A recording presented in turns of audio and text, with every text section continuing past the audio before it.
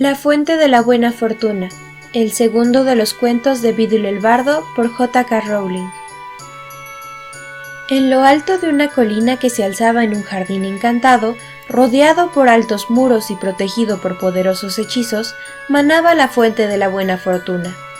El día más largo del año, durante las horas comprendidas entre el amanecer y el ocaso, se permitía que un solo desdichado intentara llegar hasta la fuente, bañarse en sus aguas y gozar de buena fortuna por siempre jamás. El día señalado, antes del alba, centenares de personas venidas de todos los rincones del reino se congregaron ante los muros del jardín. Hombres y mujeres, ricos y pobres, jóvenes y ancianos, con poderes mágicos y sin ellos, se reunieron allí de madrugada, todos confiados en ser el afortunado que lograra entrar en el jardín. 3 brujas, cada una con su carga de aflicción, se encontraron entre la multitud y se contaron sus penas mientras aguardaban el amanecer. La primera, que se llamaba Asha, padecía una enfermedad que ningún sanador había logrado curar. Confiaba en que la fuente remediara su dolencia y le concediera una vida larga y feliz. A la segunda, Alceda, un hechicero perverso le había robado la casa, el oro y la varita mágica. Confiaba en que la fuente reparara su impotencia y su pobreza. La tercera, Amata, había sido abandonada por un joven del que estaba muy enamorada y creía que su corazón nunca se repondría. Confiaba en que la fuente aliviara su dolor y su añoranza. Tras compadecerse unas de otras por sus respectivos padecimientos, las 3 mujeres decidieron que, si se presentaba la oportunidad, unirían sus esfuerzos y tratarían de llegar juntas a la fuente. Cuando los primeros rayos de sol desgarraron el cielo, se abrió una grieta en el muro. La multitud se abalanzó hacia allí. Todos reivindicaban a gritos su derecho a recibir la bendición de la fuente. Unas enredaderas que crecían en el jardín, al otro lado del muro, serpentearon entre la muchedumbre y se enroscaron alrededor de la primera bruja, Asha. Esta agarró por la muñeca a la segunda bruja, Alceda, quien a su vez se aferró a la túnica de la tercera, Amata. Y Amata se enganchó en la armadura de un caballero de semblante triste, que estaba allí montado en un flaco rocín. La enredadera tiró de las 3 brujas y las hizo pasar por la grieta del muro, y el caballero cayó de su montura y se vio arrastrado también. Los furiosos gritos de la defraudada muchedumbre inundaron la mañana, pero al cerrarse la grieta todos guardaron silencio. Asha y Alceda se enfadaron con Amata, porque sin querer había arrastrado a aquel caballero. En la fuente solo puede bañarse una persona, como si no fuera bastante difícil decidir cuál de las 3 se bañará, solo falta que añadamos uno más.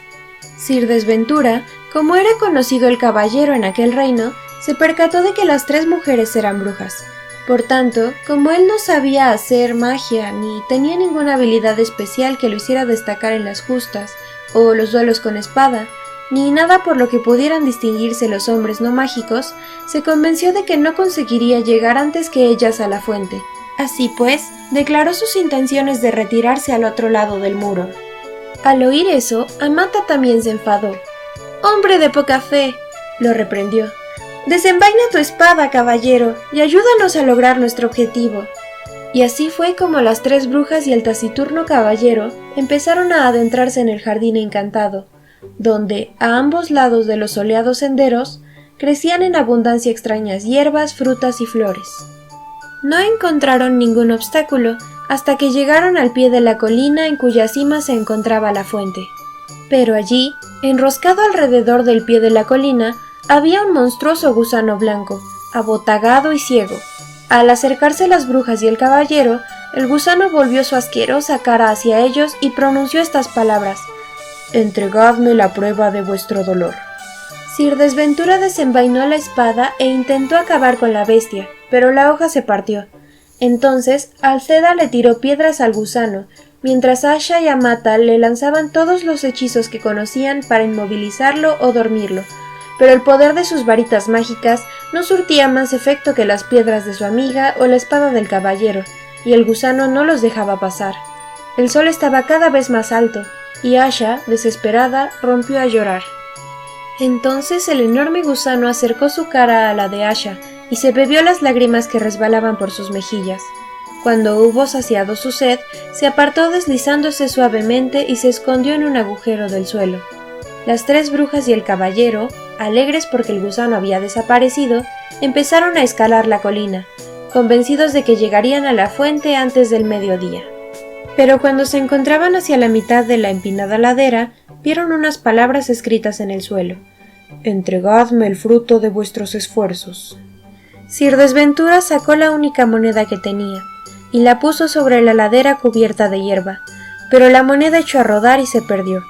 Los 4 siguieron ascendiendo, pero, aunque caminaron varias horas, no avanzaron ni un solo metro.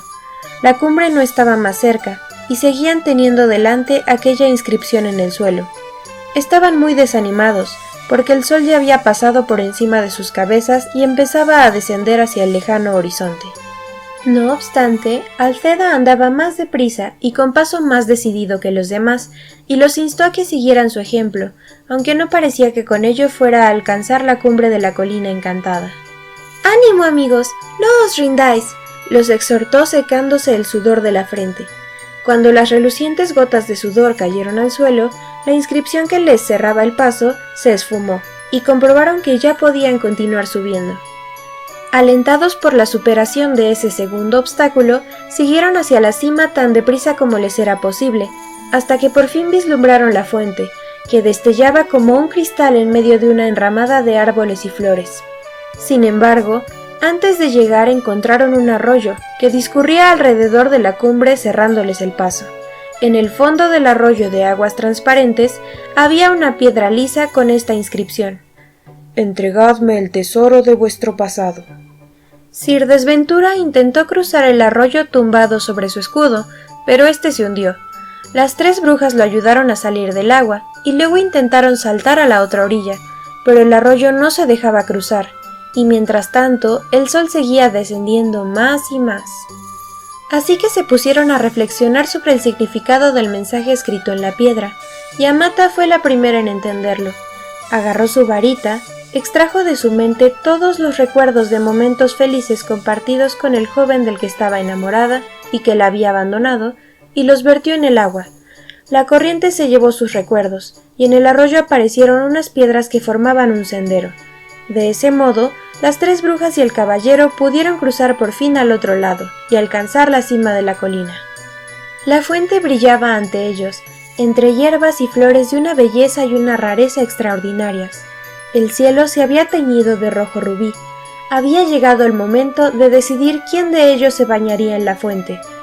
Pero, antes de que tomaran esa decisión, la frágil Asha cayó al suelo.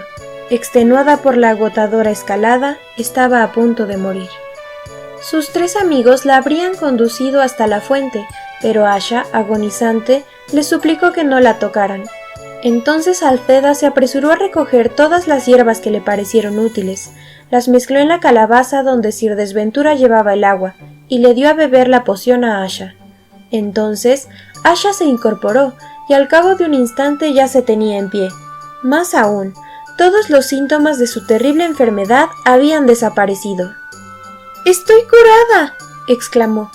«Ya no necesito bañarme en la fuente, que se bañe Alceda». Pero ésta se encontraba muy entretenida recogiendo más hierbas en su delantal. «Si puedo curar esa enfermedad, ganaré muchísimo oro», exclamó. «¡Que se bañe Amata!». Sir Desventura hizo una reverencia invitando a Amata a acercarse a la fuente, pero ella negó con la cabeza. El arroyo había hecho desaparecer toda la añoranza que sentía por su amado, y de pronto comprendió que aquel joven había sido cruel y desleal, y que en realidad debía alegrarse de haberse librado de él. «Buen señor, sois vos quien debe bañarse, como recompensa por vuestra caballerosidad», dijo entonces. Haciendo sonar su armadura, el caballero avanzó bajo los últimos rayos del sol poniente y se bañó en la fuente de la buena fortuna, asombrado de ser el elegido entre centenares de personas y sin dar crédito a su gran suerte. Cuando el sol se ocultaba tras el horizonte, Sir Desventura emergió de las aguas luciendo todo el esplendor de su triunfo, y se arrojó con su herrumbrosa armadura a los pies de Amata, que era la mujer más buena y más hermosa que jamás había conocido. Exaltado por el éxito, le suplicó que le entregara su corazón, y Amata, tan embelesada como él, comprendió que por fin había encontrado a un hombre digno de ella. Las 3 brujas y el caballero bajaron juntos de la colina, agarrados del brazo, y los 4 tuvieron una vida larga y feliz, y ninguno de ellos supo ni sospechó jamás que en las aguas de aquella fuente no había ningún sortilegio.